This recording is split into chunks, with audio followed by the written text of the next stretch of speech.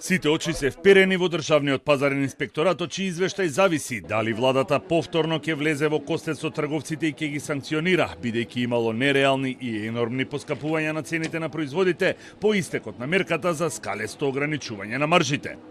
Пазарниот инспекторат ги контролираше производителите, а до крајот на месецот контроли ќе има и кај трговските ланци и кај увозниците и дистрибутери. А ќе се проверува какви трошоци се пријавени, кои влијаат на формирањето на цената и цената на производите од влез во Македонија до рафт во маркет или тезга на пазар.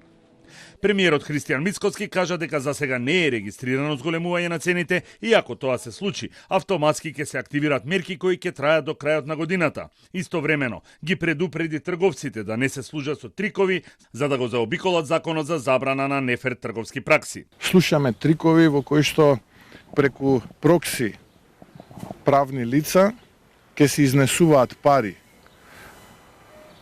под плаштот на маркетинг услуги, пиар услуги и така натаму, а со тоа практично ќе се плаќа таа маржа која што се плаќаше во минатото на одредени маркети. Слушаме, стигаат и до нас тие информации, вознемирени сме од тоа што го слушаме и не е добро тоа што го слушаме, затоа што на тој начин не можеме да градиме партнерски односи.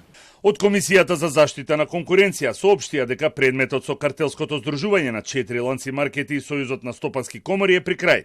На Сојузот на стопански комори едната недела ќе им биде доставено конечното решение со глоба која може да изнесува најмногу до 1% од вкупниот промет минатата година.